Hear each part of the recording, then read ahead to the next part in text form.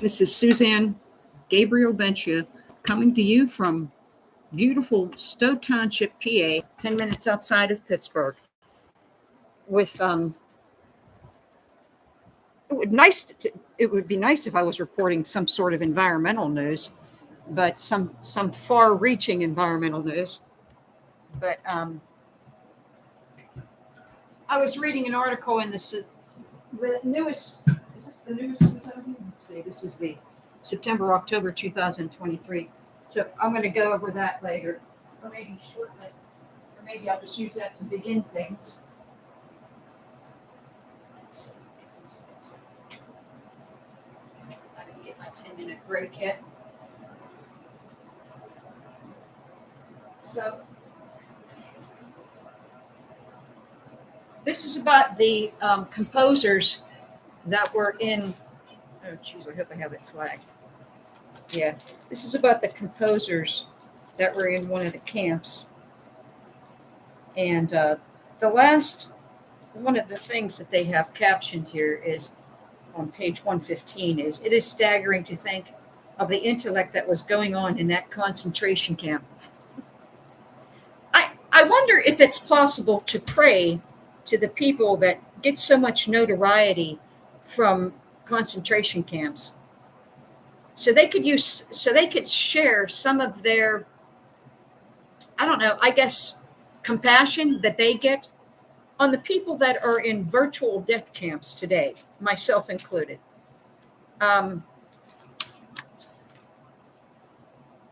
It's every day. I mean, I get stuff stolen from me every day by the psycho-Razzi or whatever kind of magic or stuff they use. I'll show you what got stolen. Well, 2 weeks ago, anyway, what got stolen 2 weeks ago is an easier one to. I doubt if this is going to turn up either, but like 20 to 30 pair of dark underwear. That's not something that you put somewhere. And I don't have Alzheimer's. Today, it's one of these. But they've stolen like 5 or 6 of these. I have like singles, a bunch of singles. And I'm always doing garden stuff, and I'm always in my garden stuff. So they would have turned up if they were going to turn up. So they physically steal. I have lists of stuff that they stole, and they even steal the lists of stuff that I stole. This is just like, gaslighting at this point. Like that movie with Ingrid Bergman. This is part of the gaslighting of being in this virtual death camp. Tap switches that I just purchased. One of them was missing. They're little switches that you could put on, plug into a socket, into a lights, into a switch. The switch thing that's in the wall. I always forget what that's called. The plug receptacle, the switch receptacle, or the plug receptacle. You could plug it into there, and then you could plug a lamp into that and turn that off and on from there if you want to. But there's just a 25-foot extension. I still haven't found that. My tire gauge, that turned up in a place that I know I looked. And they make it obvious because they turn it up in places. It comes back in places that you've looked. And I needed the tire gauge to check to fill my tire. I mean, I needed it. These are necessities. This is something, napkin, like a bandana on master bathroom sink before shower. Mini demolishers were all over my garbage can. I can't read that right now. I have to think about that. Statements, statements, paperwork, papers like this where I list things that are missing. I mean, this is ridiculous. This started this is from October 22 on this one, but they may have stolen another sheet. Pens, there's often pens missing. That's an easy one because I have so many pens. It boggles your mind, Electrical fishing. Now this thing, they definitely stole.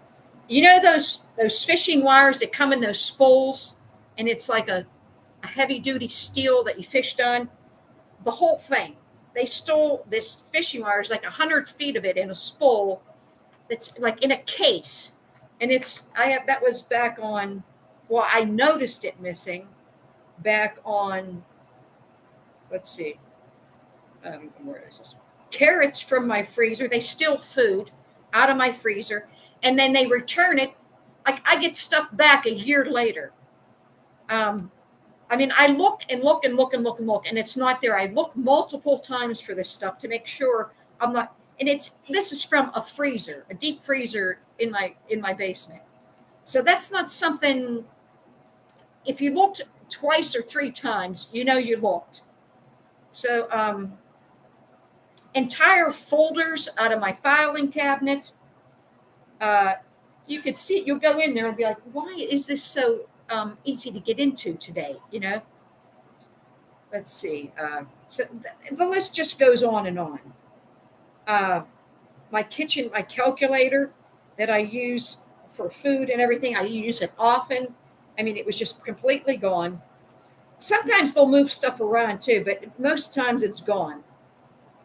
And there's so much stuff that hasn't been returned. The spool is definitely gone. Some things they return. So, a ladder. There's a ladder missing since August of this year. It's a 6-foot piece that I cut off of a 16-foot ladder. I cut it in pieces because I needed it for something that way. And the 6-foot piece of this ladder is missing. I believe it was up in my in a room because I moved the ladder from a step ladder from a room where I have shelf, store boxes. And so I had a step ladder in there, but I needed the step ladder in my master bedroom to get to a register that's up high that I cover with a magnet, that I cover with paper. Well, I had bought a magnet, but I took them back because they quit working. They won't stick. So I found a way of just using 2 magnets on each end of a piece of paper to cover the cold return that's up high in my master bedroom during the day, because I don't use that room. So I don't want the cold air coming down from there either during the day. I don't want to heat that cold air. And so I moved the better ladder to the area in my master bedroom because I would be doing that every day, twice a day. And I put the cut piece up in the room where I sometimes access boxes. So, and it's gone. It's completely gone. And it's a 6-foot step ladder. I think I'll end that part there. So this is the virtual death camp. And there goes my break. That was supposed to be my 10-minute break. And I've used it. I have to use every second of my time catharting over the gaslighting and the virtual death camp activities. But so these people get this notoriety, the people that were in death camps. But does society give any care about the people that are in virtual death camps today? Do our congressmen care? I haven't gotten any feedback from anything I've written, any congressman on any of my stuff. No real feedback at all from any congressman. And I've written and written and written. So maybe I'll just end it there for today, because every time they steal an item, it gets me really upset. I don't know if there's any more to talk about. This is the group conscious part, because they have to be. I don't think they're coming in here. They're stealing it without even being here. They're using their magicians, their Hollywood magicians or whatever. All of this stuff, I couldn't get help since I was a little girl with my diet. I think I'm down to like between 92 and 94 pounds now. I know I'm under 95 because I weighed myself with this shirt on and these tights. So it might be about a pound. So I know I'm under 95 now. And yet I'm eating I'm eating as much as I can. But the pollution really is the pollution and the bullying and this gaslighting this virtual death camp business is really what's keeping me, is the wall I'm hitting. And there's nothing I can do about it. I've been going through this since I was a little girl. And of course, there was somebody in the family that was stealing from me back then. And I don't know if they gave him the power to steal from me without actually even being in a house. But Hillary talks about the village, right?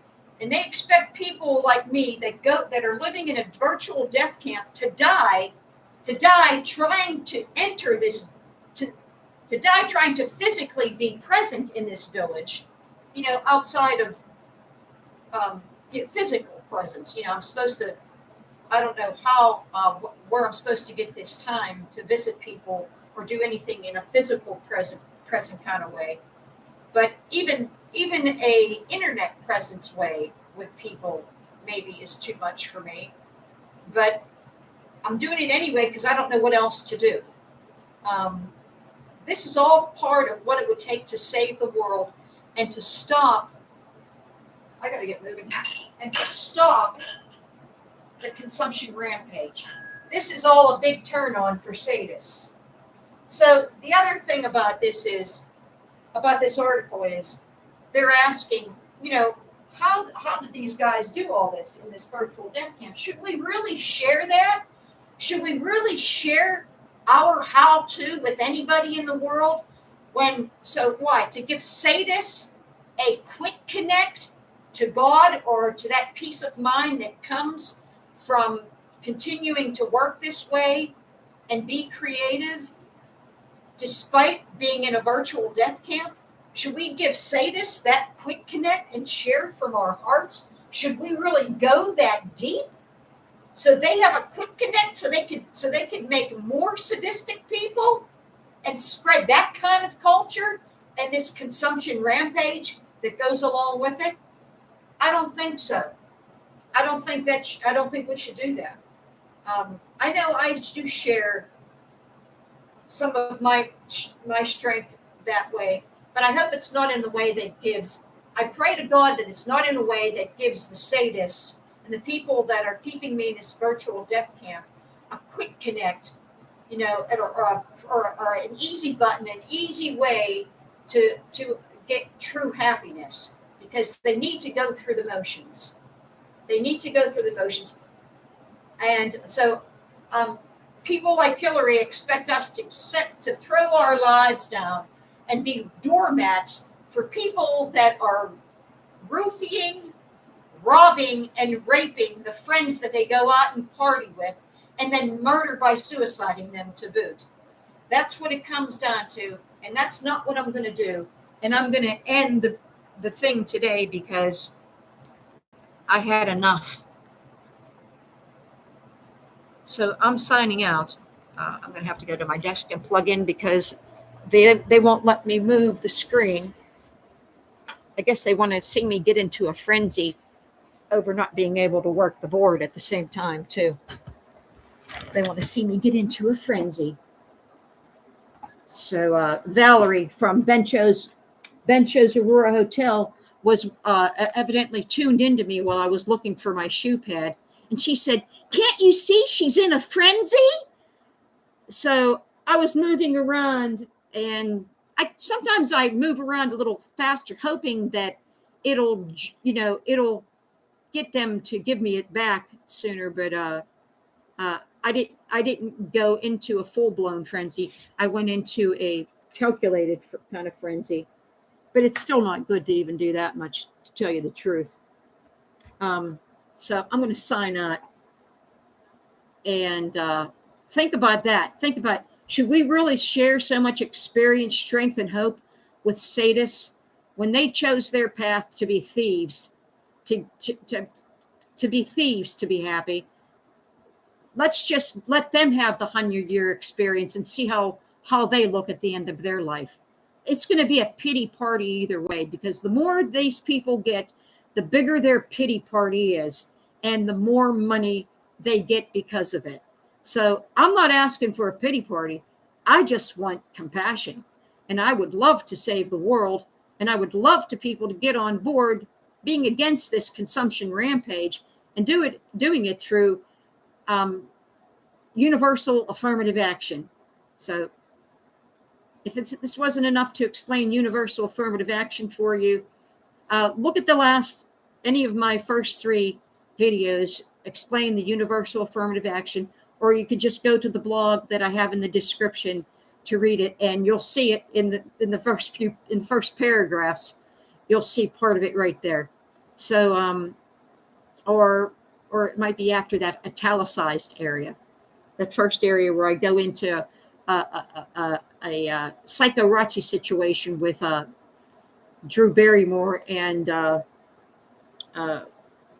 Reese Witherspoon, who said at one point that Drew Barrymore bought her, referring to me. So I'm going to leave it at that. That's how I begin that blog.